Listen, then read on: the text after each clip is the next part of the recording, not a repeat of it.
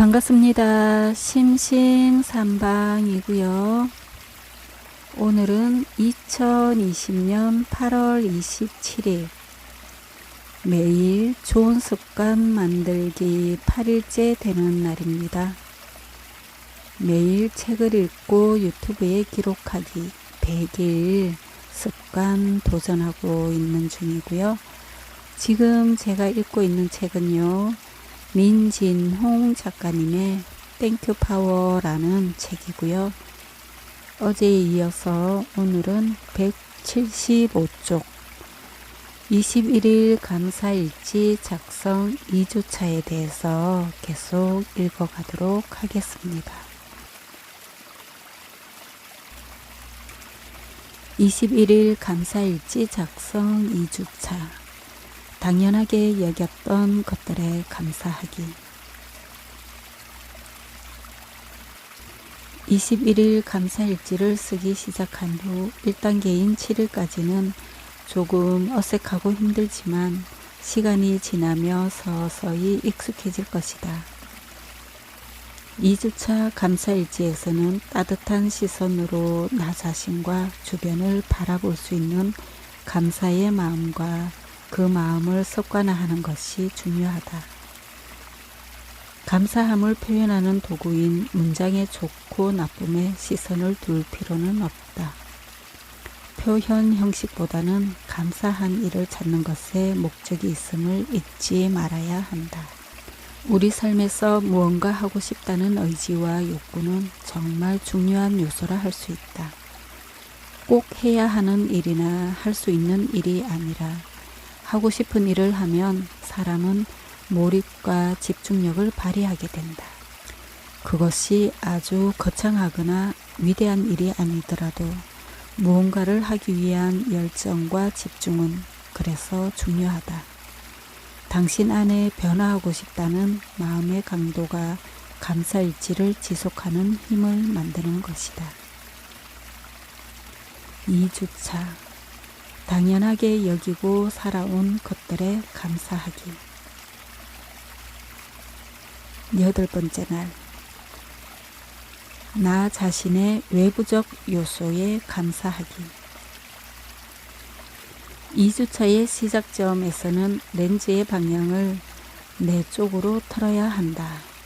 다만 내 쪽일지라도 내부가 아닌 외부, 즉 바로 표피 자체에 포커스를 맞춘다. 그래야 하는 이유는 간단하다. 자신의 내면을 제대로 바라보고 감사하기란 어지간해서는 하기 어려운 일이기 때문이다. 작성 예시는 다음과 같다. 두 손이 멀쩡해 여러 가지 것들을 만지고 움직일 수 있는 것이 감사하다. 좋은 것들을 볼 수 있는 두 눈이 정상적으로 있음에 감사하다. 두 다리가 멀쩡해 걸어 다닐 수 있음에 감사하다.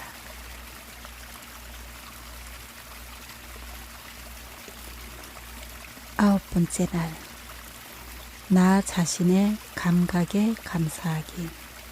두 번째 주 1일차에 내 몸의 외적인 것에 감사를 찾았다면 두 번째 주 2일차에는 내적인 감각들에 집중해야 한다.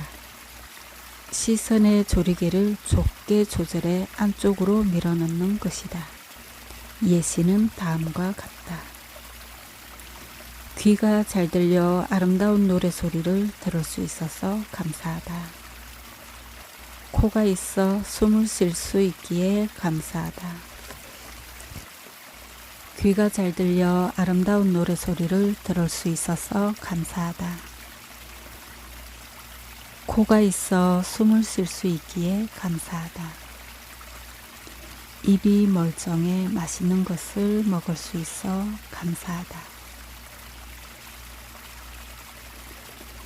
너무 당연하게 여기고 살아오는 것들이라 평소 감사하는 마음을 갖기 힘들기에 이처럼 감사일지를 쓰면서 의식적으로 감사해보는 과정이 매우 중요하다.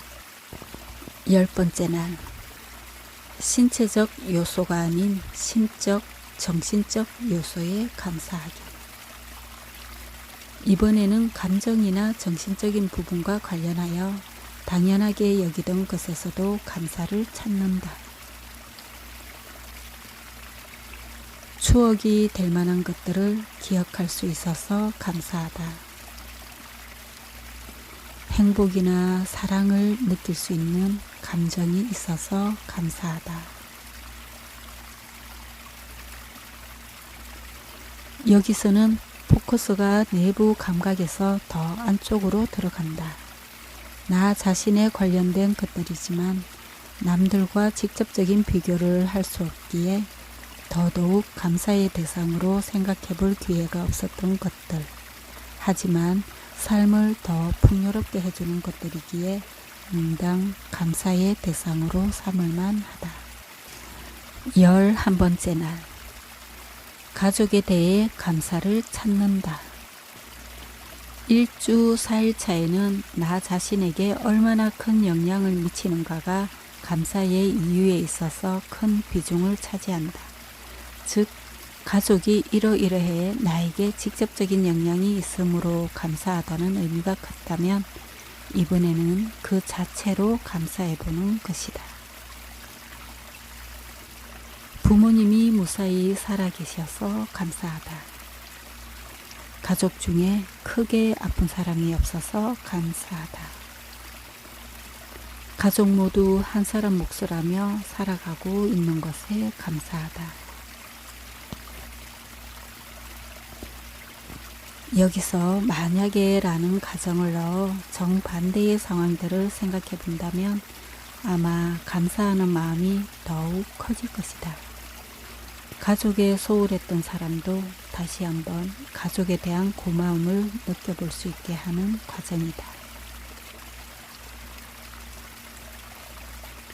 12번째 날. 가족 외의 인간 관계에 대해 감사하기.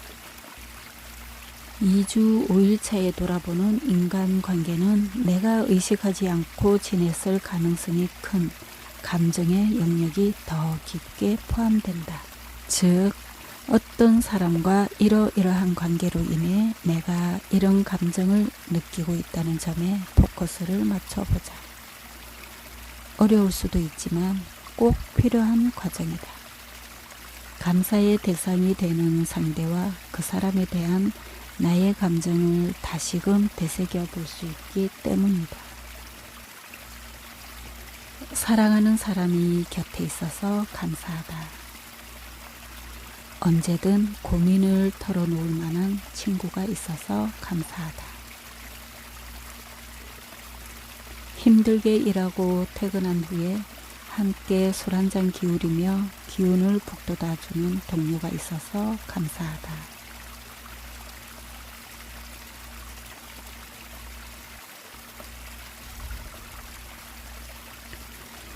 위의 예시처럼 친구와 지인들에게 감사하는 감정을 되살려 보는 것으로 감사를 시작하면 된다. 13번째 날. 내가 당연하게 누려왔던 것들에 대한 감사하기. 13일 차에는 지난 일들 중에 당연하게 여겼지만 같은 상황에서 누군가는 힘든 일을 겪었을 만한 것들에 대해서 감사를 찾는다. 어려운 시기임에도 취업할 수 있었다는 것에 감사하다. 다치거나 사고를 겪지 않고 군 생활을 무사히 마쳤던 것에 감사하다. 무사히 가정을 이루었음에 감사하다. 이 예시처럼 13일차는 나는 가졌고 이루었지만 누군가는 갖지 못했을 것들을 돌아보는 시간이다. 면밀히 살펴보면 누구나 당연하게 여기고 누리는 것들이 생각보다 훨씬 많다. 14번째 날. 내가 당연하게 누리고 있는 것들에 대한 감사하기. 내 것이지만 미처 인식하지 못했던 것들에 집중해서 적어 나간다. 이때의 시점은 현재가 되며 내가 누리고 있는 것들과 그것에 대한 감정을 포함해서 적는다. 끼니 걱정을 해야 할 정도로 어렵지 않은 나라에 살고 있음에 감사하다. 큰 돈은 못 벌더라도 굶을 걱정 없이 회사에 다니고 있음에 감사하다. 큰 병 없이 건강하게 살고 있어서 감사하다.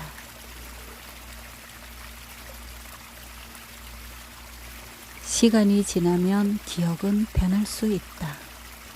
힘들었던 기억이 되돌아보면 오히려 좋은 일로 떠오르기도 한다.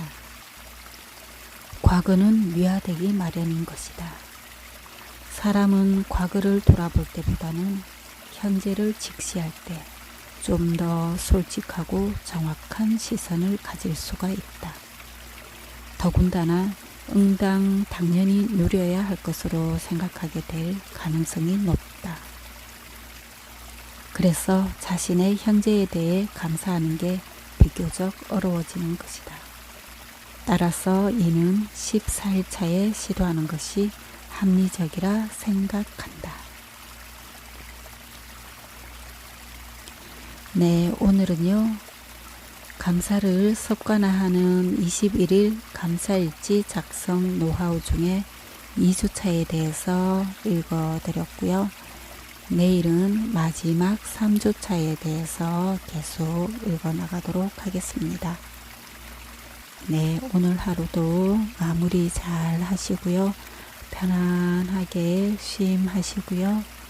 내일 또 뵙도록 하겠습니다. 감사합니다.